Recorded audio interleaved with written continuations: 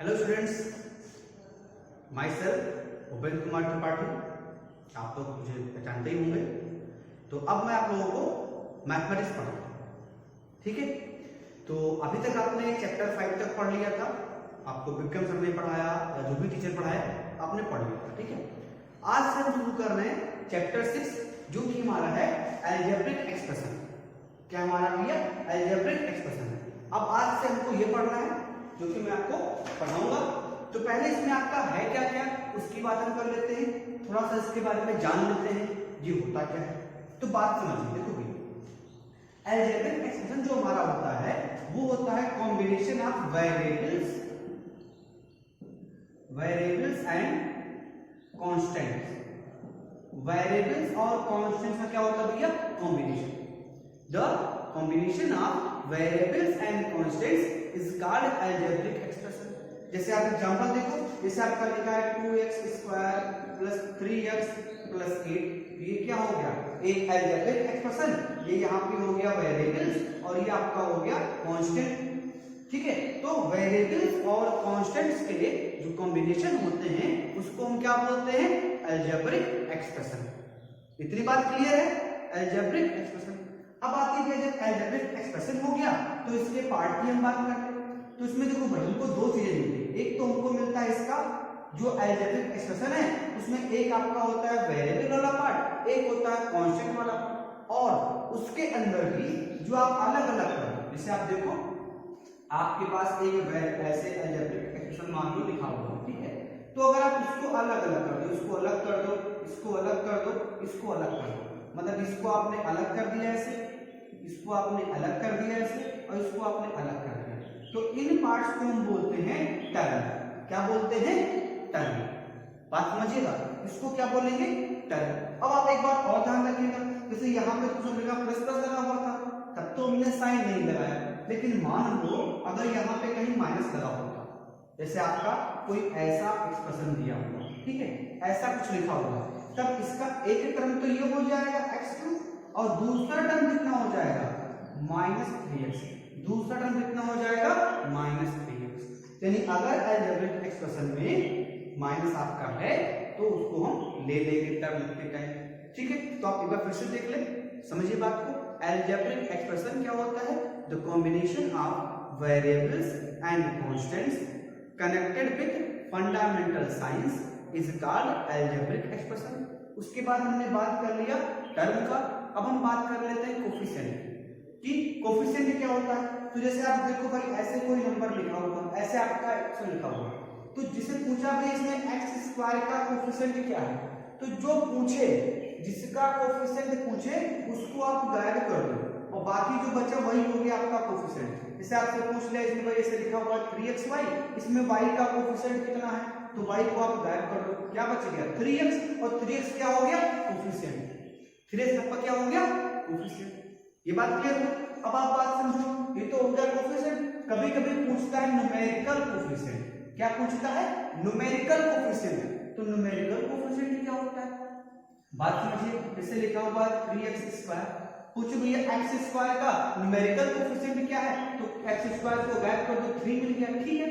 यहाँ पर तो एक ही था, लेकिन अगर ऐसे लिखा होता 3xyz, अब पूछता z का न्यूमेरिकल कोफिशिएंट क्या है। न्यूमेरिकल मतलब नंबर वाला, तो जो नंबर है केवल वही लोगे, यहाँ पे x y नहीं आएगा, केवल क्या आएगा? 3 आएगा। मींस न्यूमेरिकल कोफिशिएंट में आपको केवल और केवल नंबर लेना है। क्या लेना है? नंबर लेना है। बात हो गई क्लियर? तो आपका क्या क्या हो गया? अलजेब्रिक एक्सप्रेशन हो गया, टर्म हो गया, कोफिशिएंट हो गया। अब बात कर लेते हैं फैक्टर की। किसकी बात कर लेते हैं? फैक्टर की। तो थोड़ा सा हम फैक्टर की भी बात कर लें, देखो बात को समझो भी। अब फैक्टर क्या होता है वो भी आपको समझा दें, और कुछ हमारे पास टाइप्स हैं, उसके बाद हम कल सॉल्व करेंगे एक्सरसाइज। आज आपका केवल इंट्रोडक्शन क्लास रहेगी, कल से हम सॉल्व करना शुरू करेंगे आपकी एक्सरसाइज वाले पार्ट को। तो देखो बड़ी ध्यान से देखो, जैसे आपके पास लिखा हुआ है 2xyz, हम पूछ गए इसको फैक्टराइज करो, कुछ भी नहीं करना, सबको अलग अलग करो, 2 into x into y into z, ये हो गए फैक्टर। ये ऐसे लिखा होता 3x² तो 3 into x into x। इसका मतलब क्या होता है? 2 बार, तो 2 बार कर दिया। और लिखा हुआ है 3x/y² z लिखा है, तो 3 into x into y into z। मतलब सबको आप अलग अलग कर दो तो क्या मिल जाएगा, फैक्टर मिल जाएगा। क्या मिल जाएगा आपको, फैक्टर। बात क्लियर हो गई। तो फैक्टर की हमने बात कर ली, फैक्टर हो गया। आप देखते हैं आपका क्या बचा हुआ है भाई, टर्म हो गया, फैक्टर हो गया, कोफिशिएंट हो गया, ठीक है। अब आपका फिर आता है भैया कांस्टेंट टर्म, मैं बता चुका हूं। हाँ, अब आता है लाइक और अनलाइक टर्म। लाइक और अनलाइक टर्म ये बहुत जरूरी है, क्योंकि लाइक और अनलाइक ही सारा खेल करेगा। बात समझो। अब हमारा पॉइंट आता है आपका लाइक और अनलाइक टर्म, लाइक एंड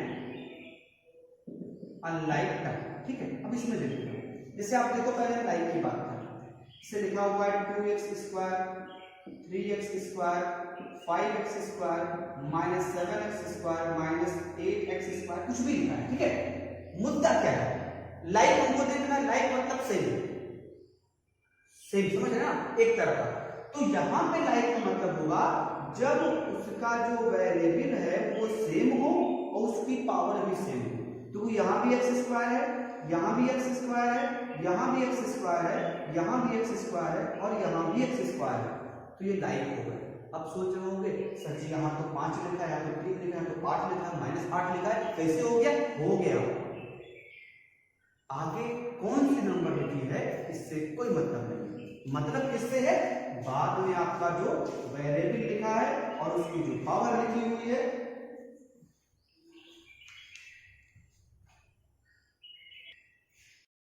ठीक है बेटा। तो ये बात क्लियर हो गई। तो भैया लाइक में क्या होगा, आपको देखना क्या है, केवल और केवल लास्ट में जो वेरिएबल है वो वेरिएबल सेम हो और उसकी पावर सेम हो, वेरिएबल सेम हो उसकी पावर सेम हो, बस हो गया लाइक।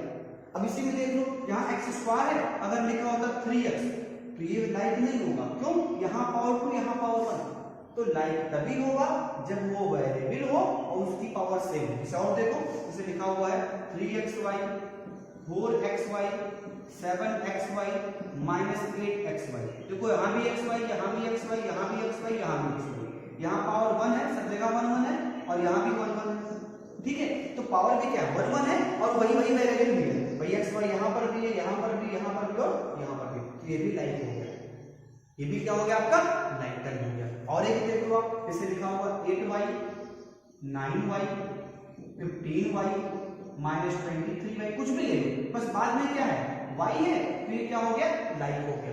मतलब बाद वाले वेरिएबल आपका जो है वेरिएबल है उसकी पावर अगर सेम है तो लाइक हो गया, वेरिएबल उसकी पावर सेम है तो क्या हो जाएगा लाइक हो जाएगा, बस ये आपको ध्यान रखना है।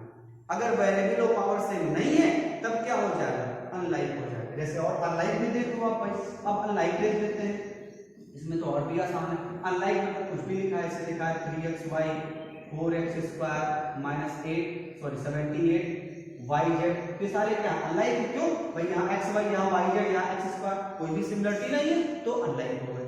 तो लाइक कब होगा, जब वेरिएबल और उसकी पावर सेम हो, मतलब अगर x² है तो जिसमें जिसमें x² है वो लाइक हो गए, अगर xy है तो जिसमें जिसमें xy लिखा हो क्या हो गए लाइक हो गए। और लाइक में क्या होगा भाई कुछ, और हाँ ध्यान रखिएगा नंबर से कोई मतलब नहीं है, आगे आपका 3x² लिखा है, 4x² लिखा हुआ है, ठीक है, 8x² लिखा हुआ है, कोई बात नहीं, x² तो है ना, बस हमको x² से मतलब है, ये 8 4 3 से मतलब ही नहीं है, ये तो जुड़ेगा घटेगा तब आएगा, अभी तो खाली हम इसकी बात कर रहे हैं। तो लाइक और अनलाइक क्लियर हो गया। और एक बात जानो, अभी आगे आएगा बट यही क्या जानो, ऐड और सब्ट्रैक्ट, ऐड और सब्ट्रैक्ट हमेशा होंगे लाइक टर्म, अगर लाइक है तभी वो जुड़ेगा तभी घटेगा, अगर अनलाइक है तो वैसे लिखा रहेगा। और मल्टीप्लाई और डिवाइड तो सारे का हो सकता है, लेकिन ऐड और सब्ट्रैक्ट केवल लाइक टर्म ही होंगे। इतनी बात क्लियर है। आगे बढ़ते हैं, थोड़ा सा और डीप जाते हैं।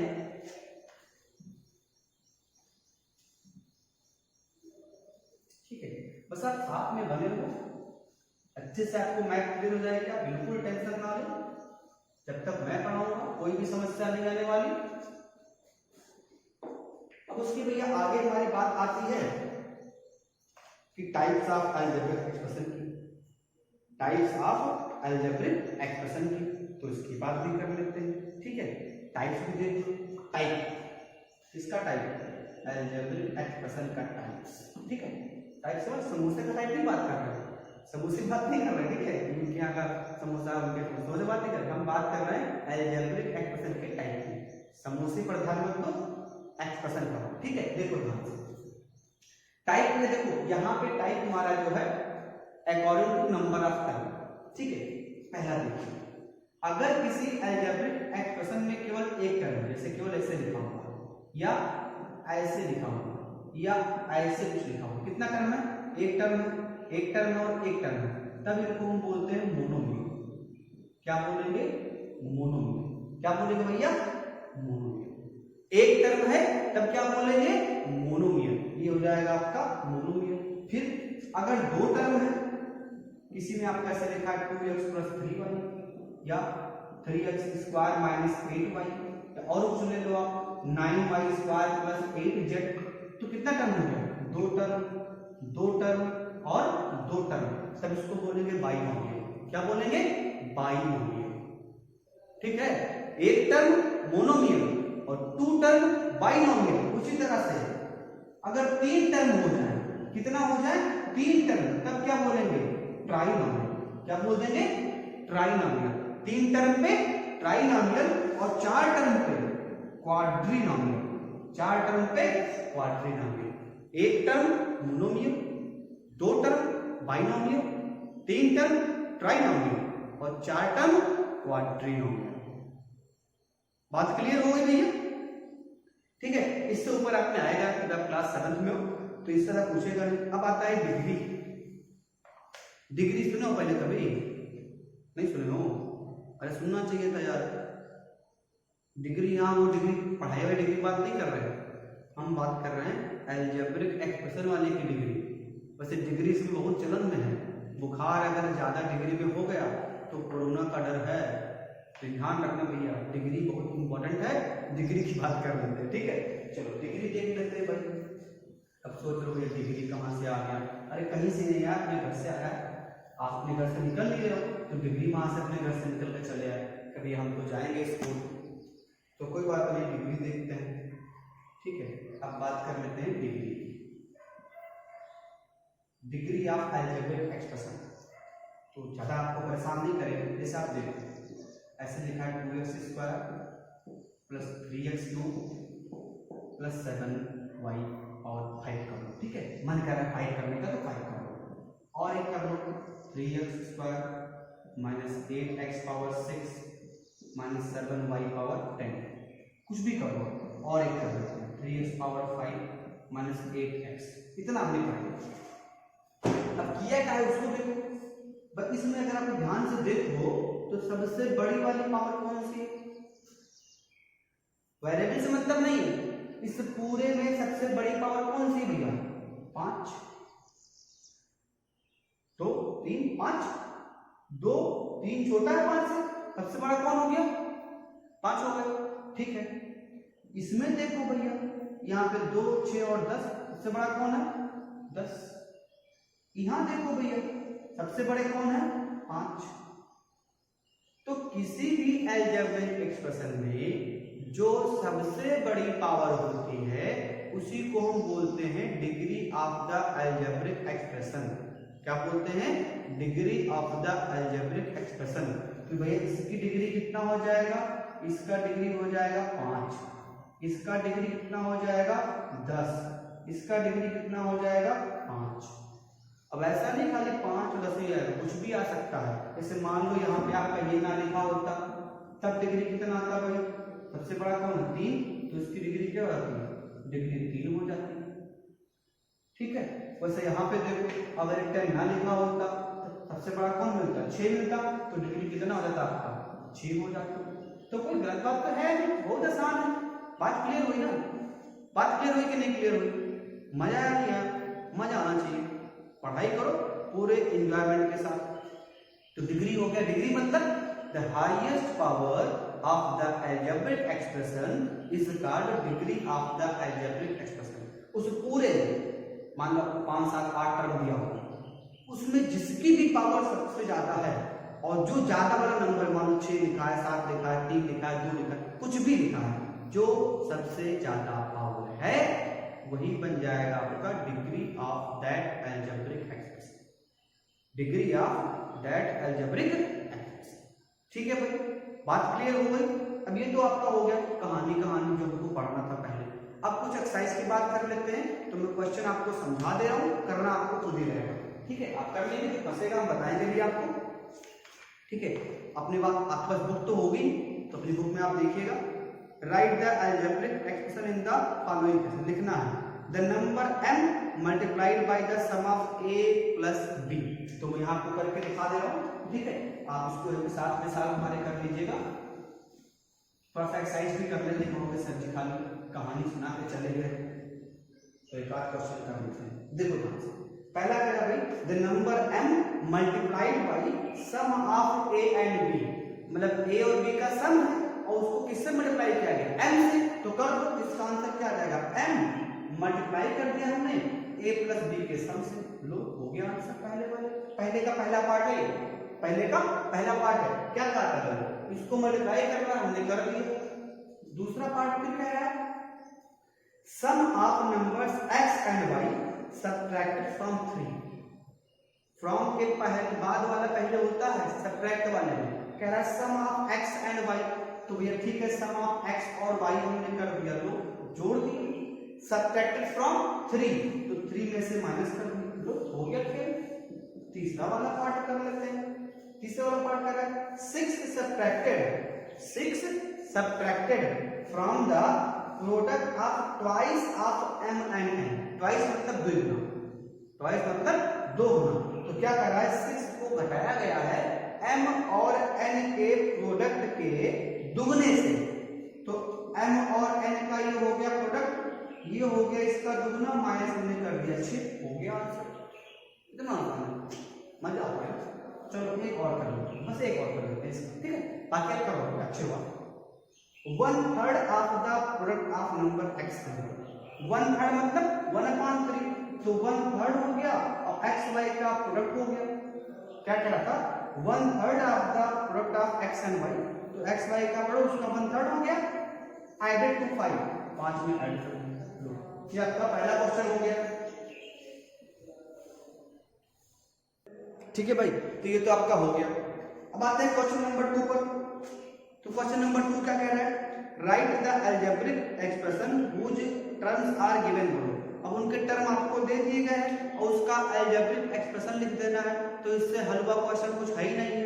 देखो यहीं पे कोने में देख लो, कोपचे में, इस कोपचे में देखिए आप। ठीक है, दूसरे वाले का पहला आपको टर्म दिया गया है 2ab माइनस 4c और 6b। कुछ नहीं करना, सबको ऐसे जोड़ दो, 2ab प्लस माइनस 4c और प्लस 6b। ठीक है, बस इसको सॉल्व कर दो। तो 2ab minus 4c, minus plus क्या होता है माइनस, और प्लस 6b, ये हो गया आंसर। बहुत आसान है। ठीक है, टेंशन बिल्कुल ना, बहुत आसान है, ये हो गया। अब सोच लो प्लस कहां से है भाई, हमारे पास 2 ही साइन तो होते हैं, प्लस और माइनस का। तो प्लस जब कोई साइन नहीं लगा हो तब क्या होता है, प्लस होता है। और यहाँ माइनस लगा, तुमने माइनस लगा दिया, माइनस प्लस क्या होगा, माइनस हो गया। तो ये आप कर लेंगे मेरे ख्याल से, इसके सारे पार्ट आपको करने हैं। ठीक है, इसके सारे पार्ट आपको आज करने हैं। फिर उसके बाद क्वेश्चन नंबर 3, 4 और 5, 3, 4, 5, ये इतना आपको आज करना है। 3, 4, 5 तक आज आपका होमवर्क रहेगा। क्वेश्चन नंबर 3, 4 और 5, 1, 2, 3, 4, 5 तक आप आज करेंगे। 6 से आपको कलम कराएंगे। अगर 5 वाले में कोई क्वेश्चन आपका फंस रहा है तो आप मुझे मैसेज करके या व्हाट्सएप पे आप यहाँ पे आगे के वीडियो पे कमेंट कर दीजिएगा, मैं आपको समझा दूंगा। ठीक है, चलिए थैंक यू।